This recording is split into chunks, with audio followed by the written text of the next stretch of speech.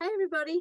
It's Holly Burns of Holly Burns Psychic, intuitive life coach, psychic medium, here to go over my latest consciousness coaching video. I have these things that come to me during the day all the time that I want to share with you guys. So I created this series called Consciousness Coaching just to point out stuff that I think is important for everybody to know.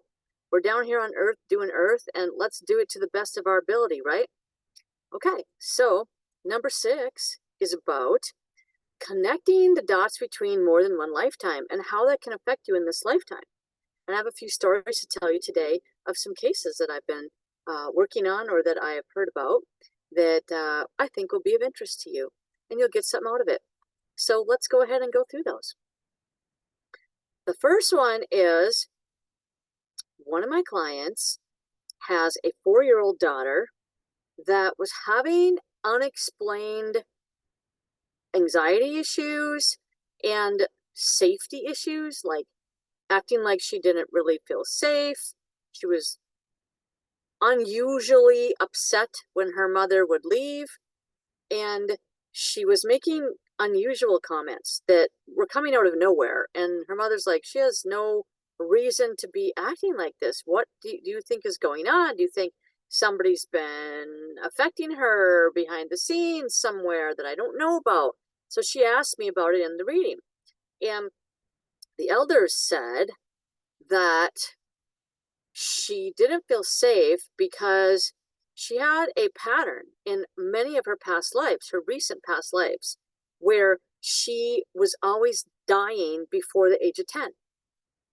But she chose this. This was her pattern. She chose a pattern for certain reasons. She chose many traumatic lifetimes or deaths, way to die, many traumatic deaths kind of in a row to get a cluster of them because she wanted to work on overcoming trauma in this life. So in this life, she's meant to go forward past that age. But this is the thing that happens. It happens in our lives as well. Once we get into a pattern of something, we'll kind of repeat that pattern. We get stuck in patterns, don't we? And that's because of law of attraction, because the thoughts that we think create thought chains, which start becoming our go-to thoughts. And they come back to us on autopilot again and again. And we start wanting to repeat these same tracks that we've been on before in the now. So the same thing can happen with a past life. You can take your past life and you can bring it into your now. And that can be with your soul contract with yourself. Like you would plan that before your lifetime that you're going to connect. Well, sometimes the elders are like, well, sometimes they don't. Well, that's true. Sometimes it just kind of pops in and you don't really know what it is. And you're working on transcending something and it kind of keeps coming back up in this life. And you're like, you get unusually anxious about it.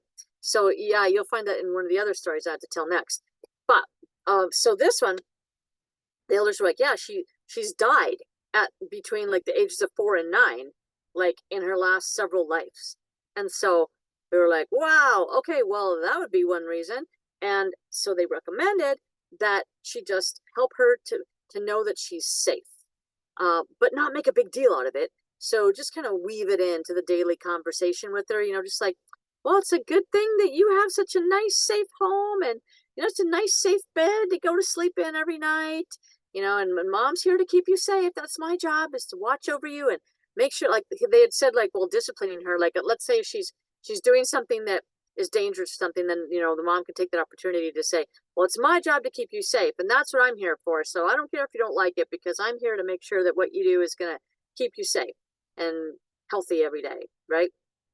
And then they also suggested that at night, that, well, not at night, they just suggested this, but she did it at night too and during the day. But they suggested that that we play some frequency tuning vibrational sounds to her that were of the angel high source frequencies. And I said, I'm getting that you should look up angel frequencies. Look up angel frequencies on YouTube and play those sounds, high vibrational sounds, to her, and that will help ease her anxiety and help her relax, because she needs to raise her consciousness up so she transcends out of the fear range up into the love and light range of her frequency. So she played angel music, she said, when in the background when she was sleeping all night, and she did it in the background too, I think, when they were still up. And a couple of days later, she sent me So this is the text she sent me about three mornings later. I threw on the high frequency music in the background basically all day, night, and assured her she is safe. Her attitude and energy has been notably more positive, even in the short time frame. Also, we've been sleeping with the angel frequencies on the background. She is a totally different kid. Just here to say thank you for the advice. It works so well with my daughter. It even helps my husband in a big way. She said, these are the frequencies that she's been getting the numbers. So pay attention to your number messages that you get. She's, been paying attention to that. So these are the different frequencies that she's looking up and playing for her daughter. So really freaking cool. Super, super cool, right? So I was shocked to see how fast it worked and how much it worked for her, how quickly. So really fun, really, really fun to see that result. I didn't know what the result was going to be. I just gave her the suggestions and she just went for it and just was just a go-getter and just made it happen. So, okay, next story. I read this in a book about soul contracts. Or was it Destiny of Soul? No, it was the Soul Contracts book. So the guy was really sickly in this life, like puny, very slight of physical shell, very small man, and he was sick most of his life, very unhealthy. And he was asking the practitioner, what is the reason for this? And they did a past life regression on him under hypnosis, and he found out that in a past life, he was a super brawny, big, huge Viking. He asked for, in that lifetime, he asked for the strongest, biggest physical shell he could get. He wanted to be the biggest guy on the planet. And he was like huge. And he was extremely mean in that life. He killed a bunch of people. He was very mean to women. You know what I'm talking about. He treated them very badly in a rough way. And so he had to balance that out. So in this lifetime, he couldn't use his physical shell to get what he wanted. So many times things are connected to past lives. Next story, I had a client that actually was at a bachelorette party, and we were in a, see, what were we in? Yeah, we were in a condo, a really nice condo, and so we had to go up the elevator to get there. And she took the stairs, and she's like, "Yeah, I don't do the elevators. I hate going in. Can you tell me why I feel so uncomfortable in elevators? I just freak out whenever I go in an elevator." And I'm like, "Yeah, well, let's find out. Let's see what we can do." So I tapped into her energetic lifeline and asked the elders to tell me what was going on, and they explained that, and discretion advised here. They explained that she was crammed with her family. She was crammed into a rail car and sent to a concentration camp. And also she was crammed into a gas chamber and killed. And she just started bawling, and she's like, that makes so much sense to me. I can totally resonate with that. That's kind of been an underlying thing my whole life. And they also said, don't worry about losing your children and your husband in this family, because that's what happened in your last life. And that's why that's why it's so raw and fresh to you now, and why you have fears of that. She's like, thank you so much. Yes, I do have fears of that. It makes me very anxious. And I said, well, they're saying all that stuff is not for now. So you can just put it to rest. And she felt so much better. Well, sometimes we just have something there that we haven't aligned. We didn't finish aligning it in our past lifetime. So if we had an experience that we haven't become at peace with yet, that can carry over, because we're carrying over our work, and we're still transcending the same fears, or we have to, be at peace with why that happened in that lifetime so we can move on. There's lots of different reasons why things will kind of pop up. And I had one more for you. Let me look at my notes. Oh no, I had two more. Okay, so second to the last one. This person chose to be blind in this life. And I read about this case too. He chose to be blind in this life because in his past lives, he would get a plan for himself. Then we come down, go into our life, we have this amnesia. He would forget what his plan was, and he would get distracted by all the different things he could do. And in this life, there was something really, I think it was a musician. I think he wanted to write music. And I can't remember what it was. I think something like that, that he could do while blind. And so he chose to be blind so that he would keep on his path of what he wanted to accomplish in this lifetime and not go off onto more tangents again. So that's another connecting the dots. And then the last one I had to tell you guys was, I think that, what was it now?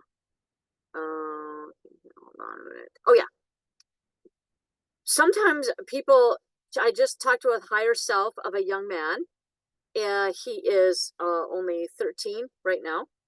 And he wanted to let us know that he chose to not be normal because, you know, what is normal?